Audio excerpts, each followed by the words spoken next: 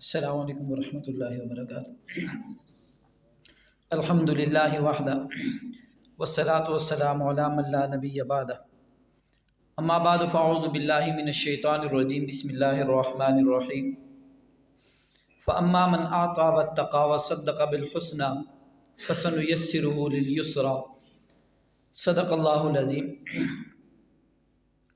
گفتگو کا آغاز کرنے سے پہلے ایک گزارش کروں گا کہ اگر کسی صاحب کا ابھی تک موبائل سائلنٹ پہ نہیں گیا تو آپ اس کو چیک کر لیجئے، تاکہ گفتگو کے دوران آپ کی جو توجہ ادھر ادھر نہ جائے۔ سب سے پہلے میں اس ادارے کے بانیان جو اس وقت اگرچہ دنیا میں نہیں ہے لیکن ان کی روح کو خراج تحسین پیش کرتا ہوں کہ جو ایک ادارہ بنا گئے انجمن فیض الاسلام کے نام سے، اور پھر اس وقت کی جو موجودہ انتظامیہ ہے ان کا دل کی اتھاہ گہرائیوں سے شکریہ ادا کرتا ہوں کہ جنہوں نے اپنے دامن میں آج ہمیں بیٹھنے کے لیے ایک مناسب جگہ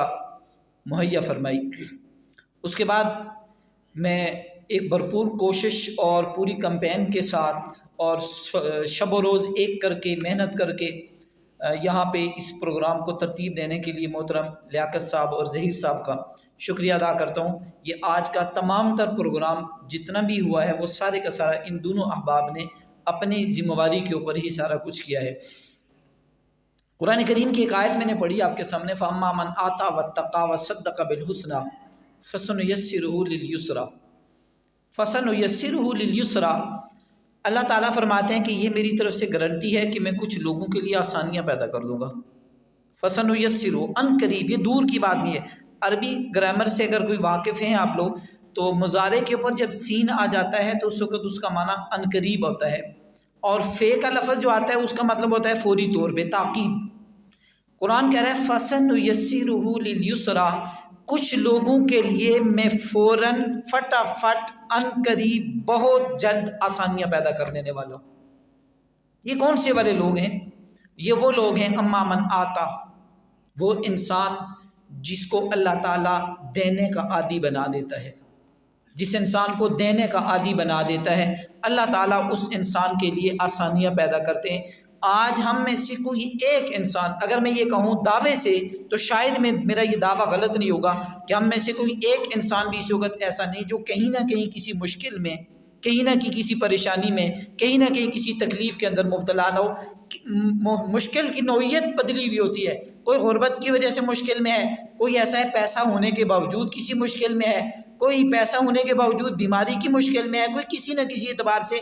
اس آدمی کے لیے مشکلات ہے۔ قرآن کہہ رہا ہے اما من آتا، اگر تم دینے کے عادی بن جاتے ہو تو اللہ تعالیٰ تمہارے لیے آسانیاں پیدا کر دیں گے۔ اور یہ وہ حقوق العباد جو اہمیت ہے، اس کے لیے میں ایک ابتدا میں ایک لفظ استعمال کر دیتا ہوں کہ اگر ہمارا پڑوسی کافر مر جاتا ہے تو جنت میں تو دوزخ میں وہ جائے گا، کیونکہ کلمہ اس نے نہیں پڑھا، کافر وہ مرا ہے۔ اور اگر ہمارا پڑوسی یا ہمارا رشتہ دار بھوکا مر جاتا ہے تو جہنم میں میں جاؤں گا، کیونکہ میرا پڑوسی کیوں بھوک سے مر گیا ہے۔ اس وقت میری نماز، میری تلاوت، میرا ذکر اذکار، میرا پڑھنا پڑھانا، میری درس و تدریس، میرا امامت اور خطابت جنت لے جانے والا نہیں ہوگا۔ اگر میرا پڑوسی بھوک سے مر گیا تو دوزخ میں جاؤں گا، کافر مر گیا تو دوزخ وہ جائے گا۔ آج ہمیں اس چیز کی تو فکر ہے کہ فلاں کس مسلک سے ہے، فلاں کس مذہب سے ہے، فلاں کس گروہ سے ہے، لیکن اس بات کی فکر نہیں کہ کیا فلاں کسی ضرورت میں پریشان تو نہیں ہے۔ بھوک سے مراد صرف روٹی کی بھوک ہی نہیں ہوتی، بھوک سے مراد لباس کی بھوک بھی ہو سکتی ہے، بھوک سے مراد دوائی کی بھوک بھی ہو سکتی ہے، بھوک سے مراد کسی غم کے زدہ انسان کے غم میں اس کے پاس بیٹھ کے چار میٹھے بول دینا، وہ اس وقت اس تعزیت اور اس تسلی کا بھوکا ہوتا ہے۔ اگر ہم ایسا نہ کر سکے تو ہماری عبادات کسی کام نہیں آئیں گی۔ حضور صلی اللہ علیہ وسلم نے فرمایا کہ ہر آدمی جنت کے جس دروازے سے جائے گا، دروازہ اس کو پکارے گا ادھر سے گزر، لیکن ابو بکر وہ انسان ہے جس کو جنت کے 8 دروازے بلائیں گے، ادھر آ میرے اندر سے گزر جاؤ۔ سعادت یہ ہے، مقام یہ ہے۔ حضور صلی اللہ علیہ وسلم یہ بشارتیں دے کے دنیا سے رخصت ہو گئے۔ اپنے زمانے خلافت میں روزانہ نماز عشاء کے بعد صدیق اکبر جا رہے ہیں، یہ کدھر جا رہے ہیں؟ حضرت عمر رضی اللہ تعالیٰ عنہ ایک دن تعاقب کرتے ہوئے گئے، دیکھتے ہیں یہ جا کدھر رہے ہیں، دیکھا مدینہ سے باہر آگے ایک جو وہ بالکل ویران جگہ ہے، وہاں پہ ایک جھونپڑی سی بنی ہوئی ہے۔ حضرت ابوبکر صدیق رضی اللہ تعالیٰ عنہ اس جھونپڑی کے اندر چلے جاتے ہیں اور پھر یہ باہر بیٹھ کے سن رہے ہیں کہ ہوتا کیا ہے۔ وہاں لگ یہ رہا ہے کسی آدمی سے کوئی باتیں کر رہے ہیں، کچھ کھلا پلا رہے ہیں، اس سے واپس آگے۔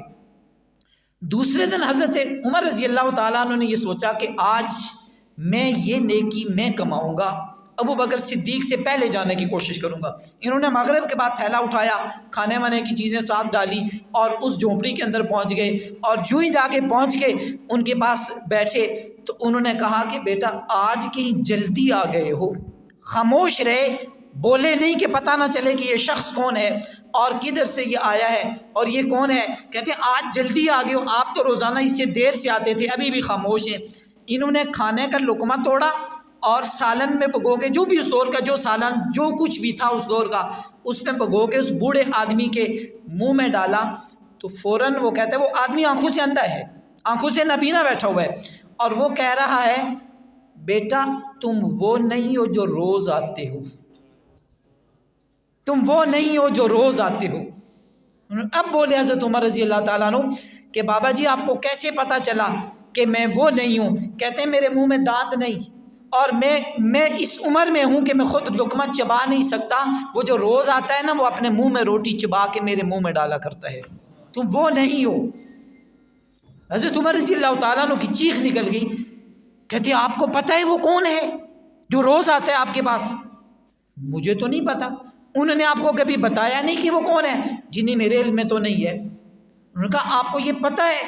کہ وہ مسلمانوں کے امیر المؤمنین حضرت ابو بکر صدیق رضی اللہ تعالیٰ عنہ ہیں؟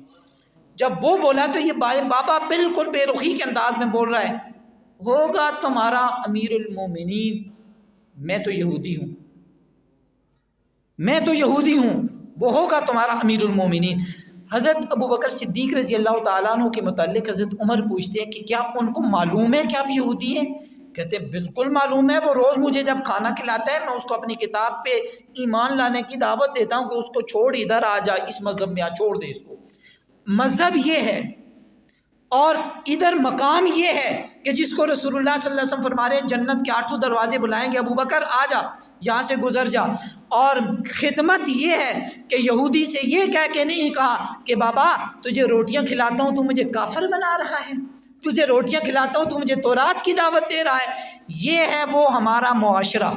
یہ ہے وہ مسلمان کا معاشرہ جس کی طرف مجھے اور آپ کو اسلام دعوت دے رہا ہے۔ اور جب ہمارے معاشرے کا ہر فرد اور بالخصوص میری برادری کا ہر فرد اس جذبے کے ساتھ نکلے گا